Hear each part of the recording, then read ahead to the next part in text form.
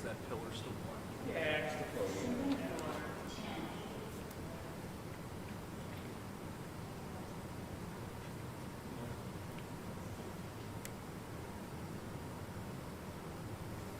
It is.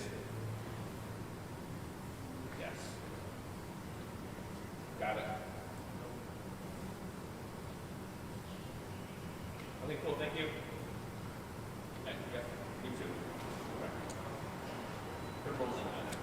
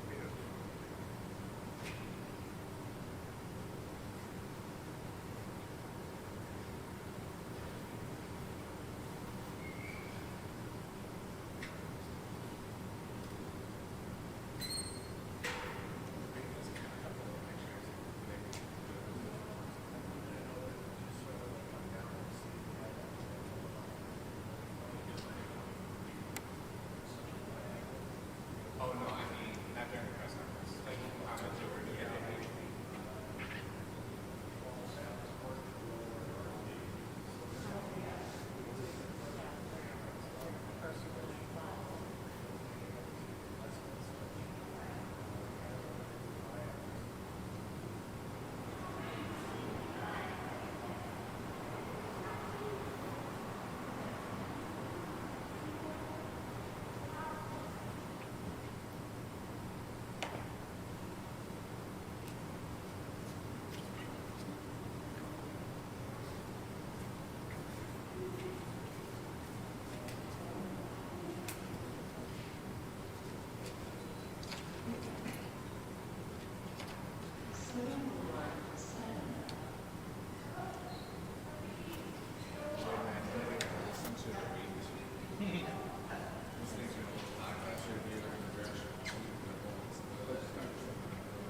I mean, you could listen to Saber stuff.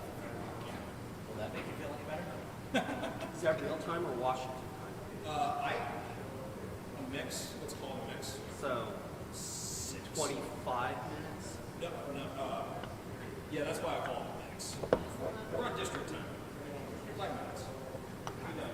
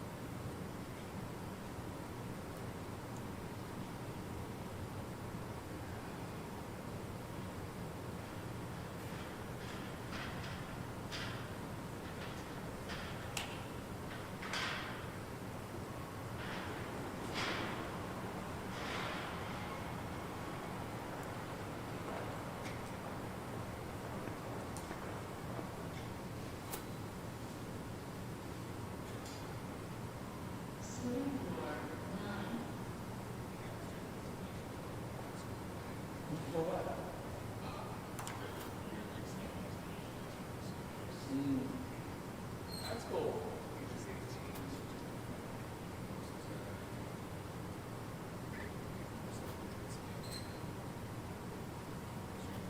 That's weird.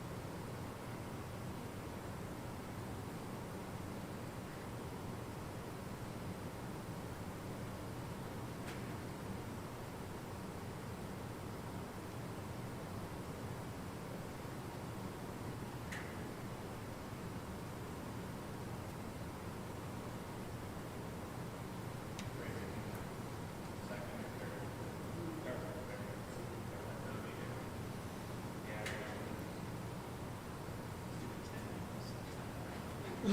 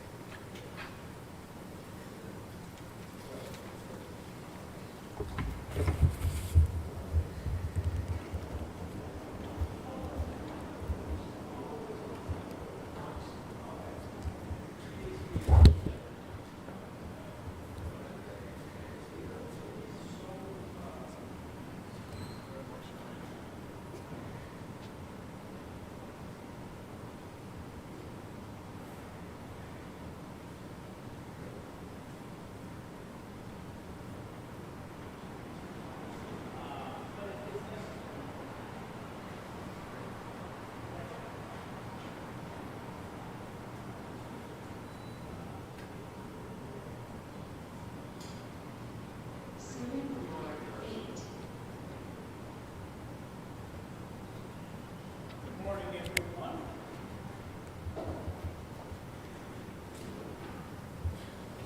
Funny, we don't get this kind of turnout for grant announcements. This is the best commute for Channel 2. Everybody good?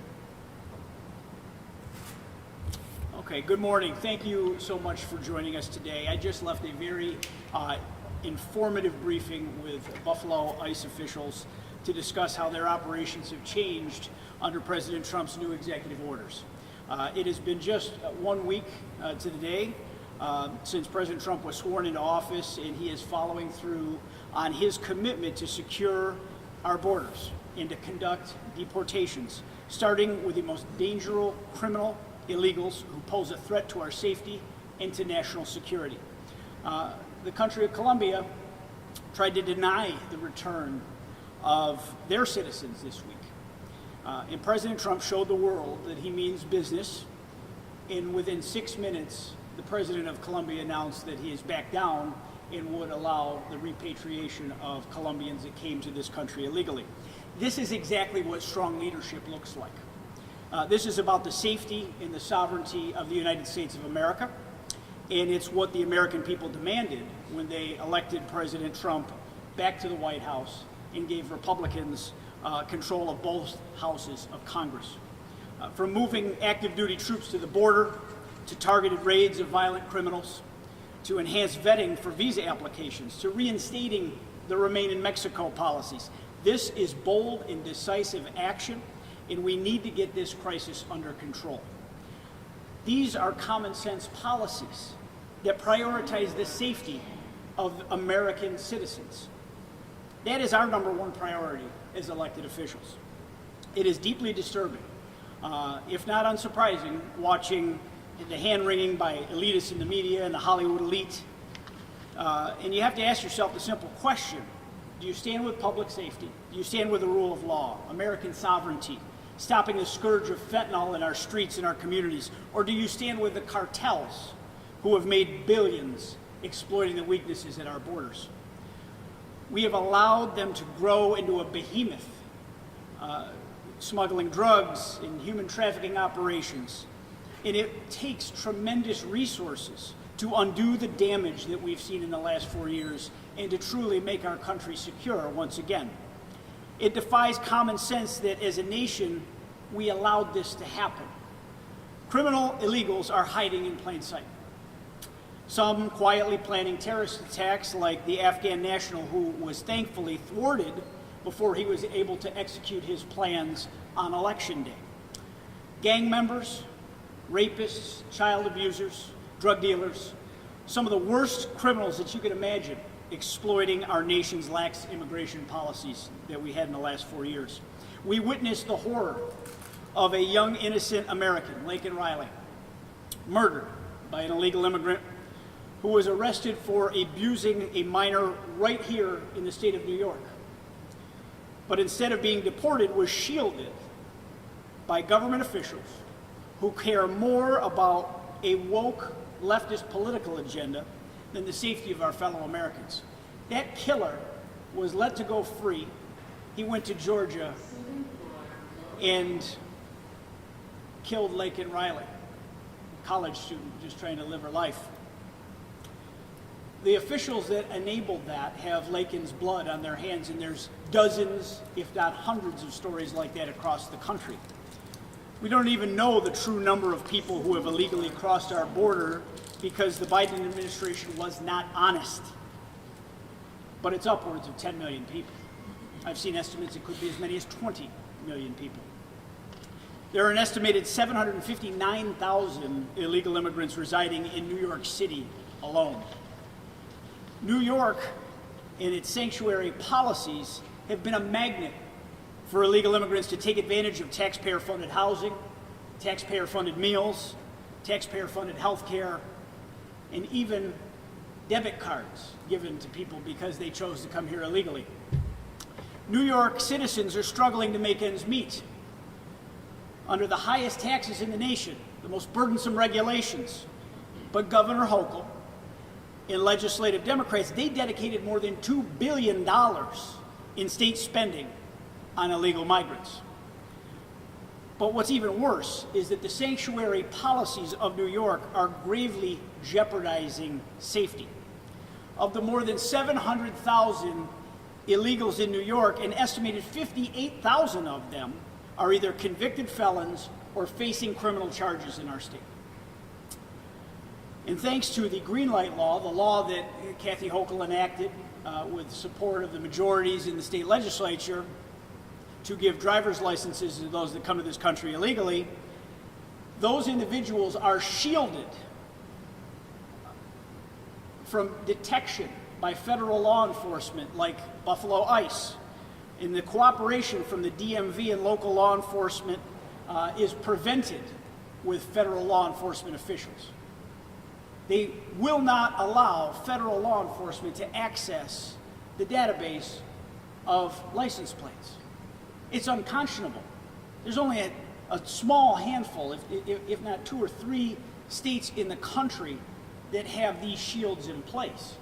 These federal agents' lives are being put up in the air every single day, and I heard that from the U.S. Customs Patrol when I visited with them last year, and I heard it loud and clear today in my meeting with Buffalo ICE.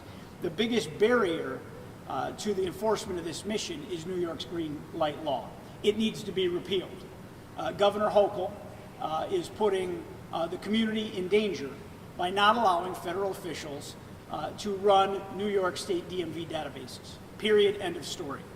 Local law enforcement officials cannot coordinate, cannot work together with federal partners without facing the charges of felonies.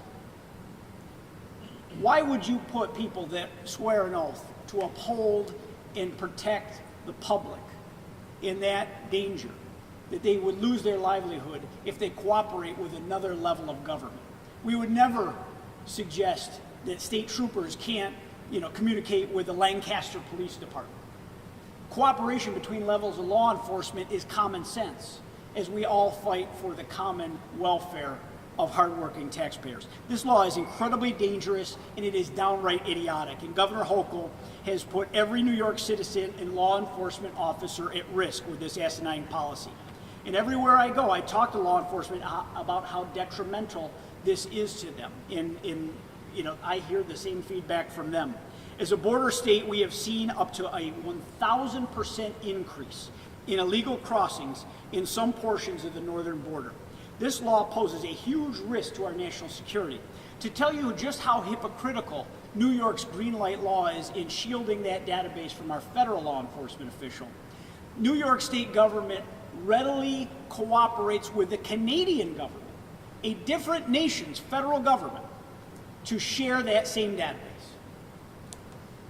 So if someone goes and tries to cross into Canada and has been convicted of a DUI here in New York State, Canadian officials can prevent their entry, as is their policy.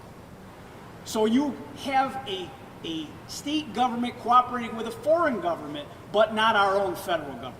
And that's why I've signed on to legislation and working hard with Congresswoman Claudia Tenney to discuss federal funding for New York State unless it cleans its act up and gets this dangerous provision off of the books.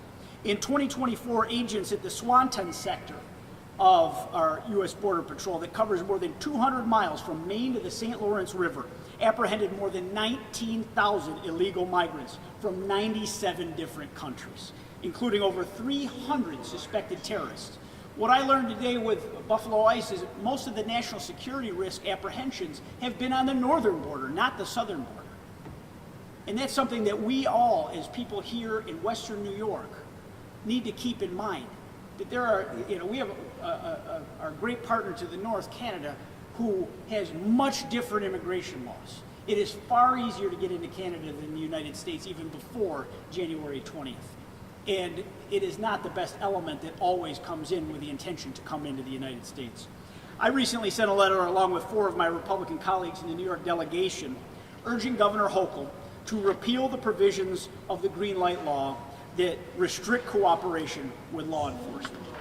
And I'm going to do everything I can at the federal level to bring attention to just how dangerous New York's sanctuary policies are. They've always been dangerous, and we are now highlighting on a daily basis just how dangerous they are as the criminal element that have come into this country illegally are being apprehended, and the White House has done a very good job detailing what crimes that these people committed. And we have many of the people that have been apprehended that have endangered the welfare of children. I mean, you have murderers, you have rapists, and massive drug dealers. You have human traffickers. And as a member of the House Oversight Committee, we just yesterday announced an investigation into the policies of sanctuary jurisdictions like New York and how they're threatening public safety. We are going to be holding a hearing on February 11th, where we are going to continue exposing how the leaders of these sanctuary jurisdictions are protecting criminals over law-abiding citizens. In the coming weeks and months, we will be working hand in glove with the Trump administration on sweeping legislation that will address this crisis and put it into law so that future administrations cannot undo it with a swipe of an executive order. I want to once again thank the men and women in uniform, from our Border Patrol agents to our local law enforcement officials who just want the tools to do their jobs, and especially those officers in the Buffalo ICE office that I had a chance to meet with today. It is a new day in America. And ladies and gentlemen, we have the back of our law enforcement once again in this country under the federal leadership. The rule of law of our nation's safety are once again paramount. Thank you, and I will take any questions that you have. Dave McKinley, Jail 2 Years. Yeah, were they able to brief you on any actions taken locally this morning? I learned a lot about actions that are going on a regular basis. A lot of that's been detailed and released. I mean, the Trump administration has released specific cases when they find specific criminals that have been apprehended and taken into detention and are being prepared for deportation. What did they share with you about what may have happened in Buffalo this morning? I would let them release the specifics. Okay. Well, you could feel free to reach out to them and their public information officers. You got some information you're not willing to share. Okay. Yeah. Kristen. We're just having a hard time getting in touch with ICE Buffalo, so is there anything that you can share regarding what? This is an ongoing. There's, in broad strokes, there's an ongoing mission to go out of their way to get the people that are convicted criminals and people that are posing a national security risk. That is what the mission is. I know there's some stations in town here that have gone out of their way to talk about school raids and things. That is not happening. That is absolutely not happening. That is not the mission that is being executed right now. They were very crystal clear about that with me. There is a effort to go. These are parents of children. These are family people. They're members of our community that are doing this job. And they are there finding the worst of the worst to get them off America's streets. And that's going on across this country right now.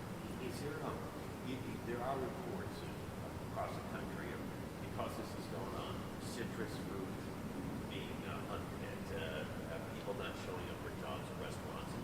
At least the question, and I wanted to ask you, are you getting feedback from like dairy farmers and No. things like that say, hey, our None. workers aren't showing up? Zero. Most of the farm workers in this state are part of the H-1 visa program, and they are vetted. And that is, and our dairy farmers aren't, unfortunately, despite our efforts so far, and we're going to keep working on that, is expanding that visa program so that we can get vetted migrant labor into the dairy industry because right now it's only for seasonal picking, and it's for seasonal agriculture. We would like to have a year-round migrant workforce that's vetted, so we know who comes in, who's here to do the work, and then they leave when they said they were going to leave, and we can keep track of it. Those people are not subject to this. These are people that are convicted criminals and that pose a national security risk. And that's what these officers are doing. They're doing it in real time, and they're getting the job done. Yes? I know this crackdown on immigration does have people who are legal immigrants, whether it be refugees who through the H-1B program. Refugees are a totally different class. They are here. They have legal status because of the fact that they are refugees. This is not what is happening here. Are you also though meeting with groups of people or groups that represent people who are here legally to figure out how to support them? I'm not quite sure what support they need at this point because there's no refugees that are being apprehended. It's convicted criminals, and it's people that pose a national security risk. The ICE appears to be going after people that are already known to them and have criminal records. When that rule runs out here in Western New York, how have they indicated to you they're going to identify people that are here illegally? I mean, the Buffalo ICE office, their area of operation is 48 counties in the state of New York. They got a lot of work to do. They need more resources, they need more officers, and you have 4 years of a wide open border. And just as I detailed, somewhere around 50,000 known criminals in New York alone. Nationally, the numbers I think are great progress, but we had maybe 1,500 a day. This is going to take a lot longer to solve this problem than it did to cause this problem. And it's going to be expensive, it's going to take a lot of resources, but it's critically important to the safety of our country. I mean, several of you were there with me when I spoke in front of the courthouse last summer, when the Peruvian killer was apprehended in Endicott. In this office, apprehended that. It was a detailed manhunt because he was wanted in Peru for 23 murders. He had every face of his victims tattooed on his body. And you know what these officers told me today, and one of them was on the apprehension, that he laughed in their face because he didn't think that the laws applied to him. And he came here on a plane with a ticket, just like anybody else, and no one checked anything. I mean, that's what's been wrong with the way this country's run in the last 4 years, and we're solving that problem day by day here. Yes? Congressman, just to be clear, ICE agents are not going into schools and rounding They're up not children. going into schools. There's no women. There's no children. This is a mission to apprehend convicted criminals and those people that are thought to be creating a national security risk to the country. I mean, just like I detailed earlier, over 300 people on the terrorist watch list at the northern border. I mean, there are terrorists here in the United States that have come through due to this border crisis. We have to eliminate this terrorist element. And other noise that you're hearing, this mission is clear. It's about the criminal element, and it's about those that pose a national security risk, period. Going back to the northern border, you're saying how many people are involved. And I think you said it's bad people, or just people in general. Are they sneaking? Illegal crossings. Okay. Are they doing this as non-border crossing area, like through the woods? I don't think that they come here to the Peace Bridge and hand their driver's license. I don't think. They're not coming across the Peace Bridge. I'm not saying none have. I mean, that's what we know has come here The point of my illegally. question is, if you come back from getting like Chinese food at the Peace Bridge, and you drive over and you stop here, you get checked on our side. Isn't that on us then? With the amount of people getting in, isn't that on? Well, there's also, if you look at our northern border, we have 4 bridges here. Yeah. There's a whole lot of place that doesn't have any bridges. And you can walk across the Is northern that what border. you're saying? Is that The how they- northern border as a whole. Yeah. Now, it's obviously a very long, unsecure border when you get to the landlocked parts. So I guess the point of my question, Congressman, are they generally sneaking through the woods in Minnesota? Is that how they're- You have groups of people that are harboring the situation. You know, I'm not going to point fingers, but you could go do your research. There's a lot to unpack here, but the border on the north and the south is going to be secured. Period. And anyone that stands in the way of that is going to have to answer to that. And I think you've seen a collaboration across the federal government. I was very heartened to hear from our officials here at ICE how this is a all hands on deck exercise. FBI, ATF, DOD, all the departments of the federal government working together for this mission. I saw Secretary Hegseth put out footage of Chinook helicopters going to the southern border, bringing troops to help that mission, to secure that border, to prevent further entry. But you have to cauterize the wound before you can take care of everything that needs to happen here. Kristen? Congressman, have you heard of any individuals in West New York who have been detained that don't have criminal records? We've been hearing reports about that in different states, and if so, No. how does ICE justify that? No, I haven't heard that at all. I haven't heard anything of that. I mean, you got to be careful on social media. It sounds like nationally there hasn't been an uptick in the actual deportations yet. They're being held in custody, even though the process of actually. Every case is different. Some have to, it has to run its course, but, the detention center in Batavia, it's filling up fast. I mean, there's a lack of bed space. I mean, and that was some of the thing that we talked about with the resources that are available. And I know that some of our local law enforcement, with their jails, partner with our federal officials and have contractual arrangements to do some of that detention. But again, this is once that process plays out. Some of those ones that you saw deported right away, those were ones that were ready to go on day one. That these ICE officials have had their hands tied behind their backs for 4 years, and because they're federal employees, they couldn't exactly go out and bring that public. But now with an administration and a Congress ready to cooperate with their mission, which is securing this country from people that have come here illegally and that are breaking the immigration laws of the United States of America, they could be much more forthright, because their boss's boss isn't putting a gag order down saying you can't even enforce the laws on the books. And that's been the problem. We've had laws. The laws haven't changed. We're just now putting them back in enforcement. Have you heard about any other planned raids that ICE is publicly? I don't think that they would announce a raid ahead of time.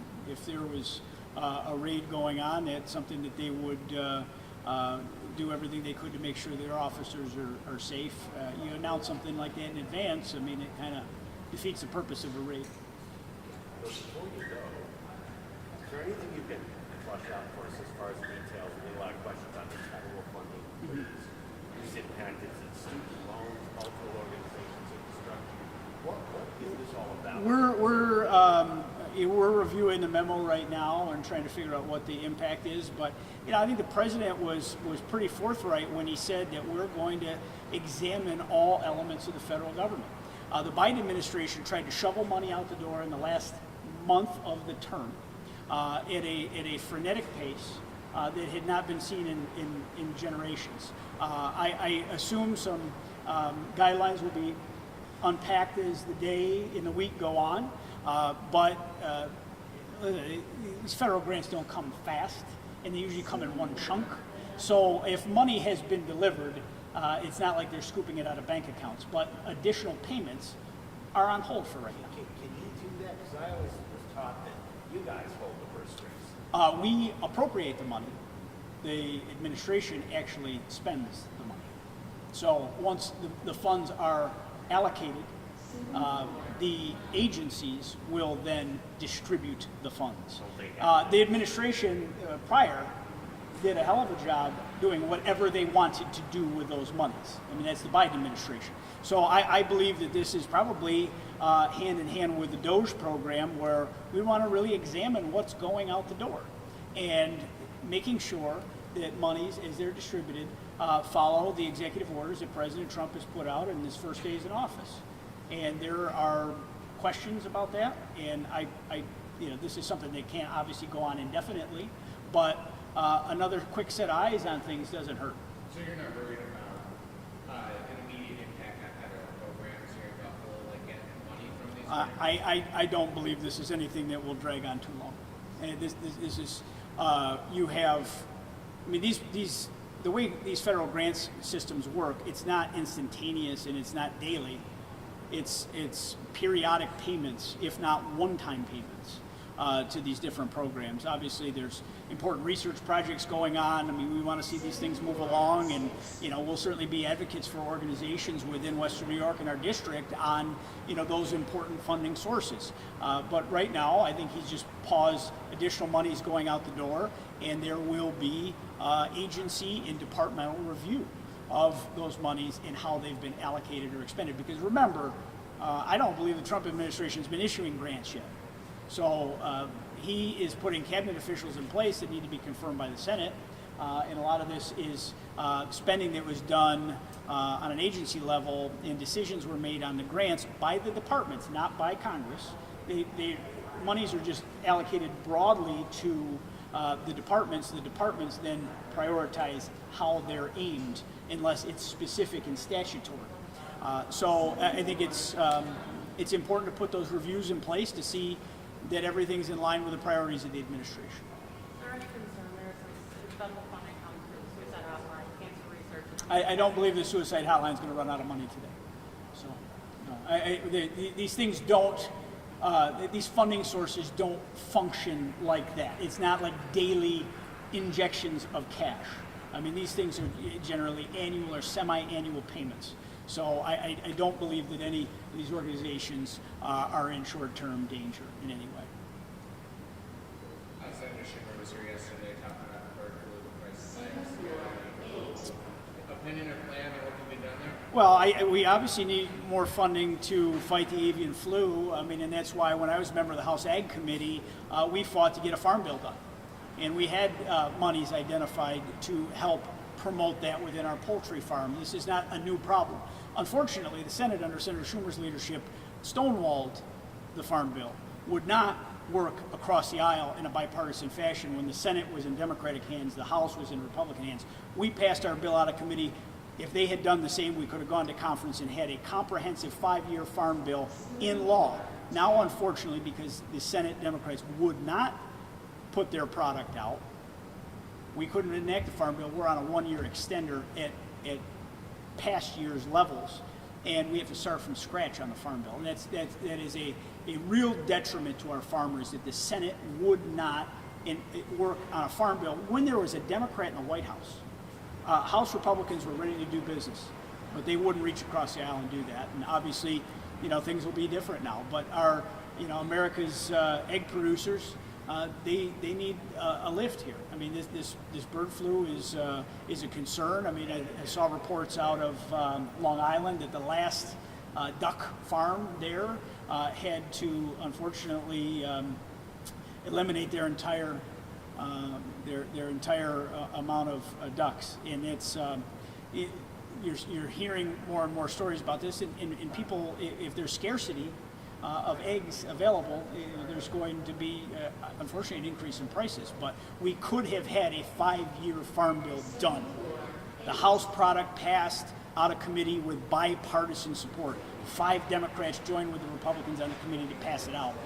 All they had to do in the Senate was pass theirs out of the Senate Ag Committee, and we could have done business. I mean, I had priorities for our district. I had 7 bills in the baseline of that text, several of which Senator Gillibrand was the co-lead on it on the Senate side. It was bipartisan. There were so many bipartisan wins there that people on both sides of the aisle could agree on. They refused to get the job done in the later part of last year, and it didn't have anything to do with the results of the election. They just didn't do their work or thought that they'd get a better deal in the future, and unfortunately, they're not at the leadership table anymore. So get back to the freeze, and I apologize. Are student loans okay? That's what people are going for right now. They're applying. We are unpacking and figuring out, what this memo exactly means. But we can certainly communicate with you as we know more if it affects student loans or not. I am not aware yet on how exactly it will be executed. You'd be a little concerned if it did, right? Well, obviously, our students need to go back to school. I know the spring semester has started. Most of those students who would have probably already had those loans in place to pay that tuition. This might be the right time to do that if they've already got their student aid and student loans in place, because they wouldn't be students right now, but for that. But before we get into the next school year, that would be an issue that would obviously have to be there. I don't believe this will be a long-term problem. I think this is a review.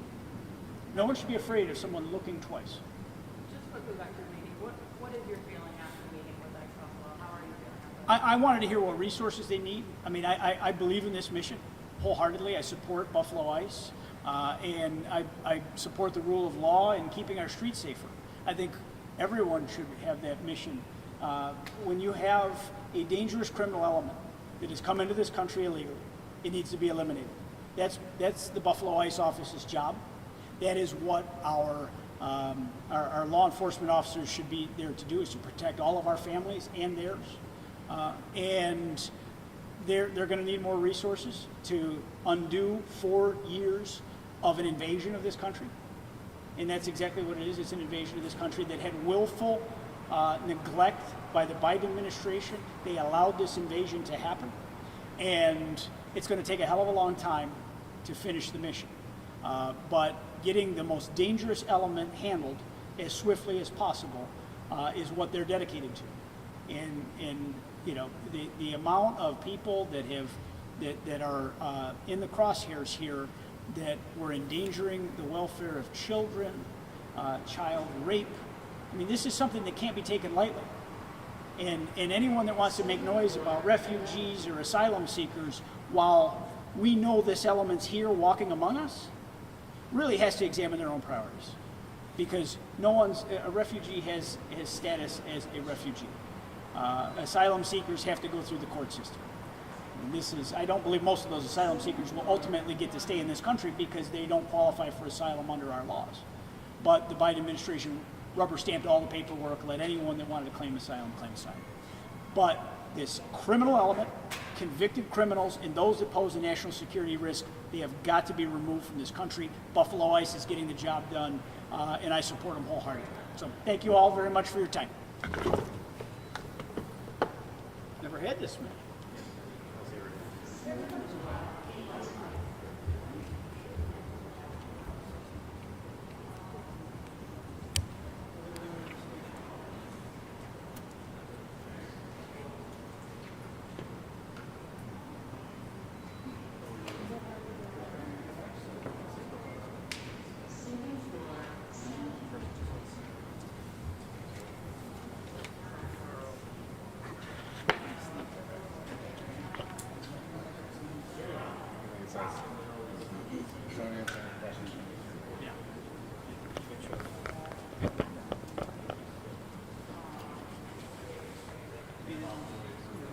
Thank you, kind sir.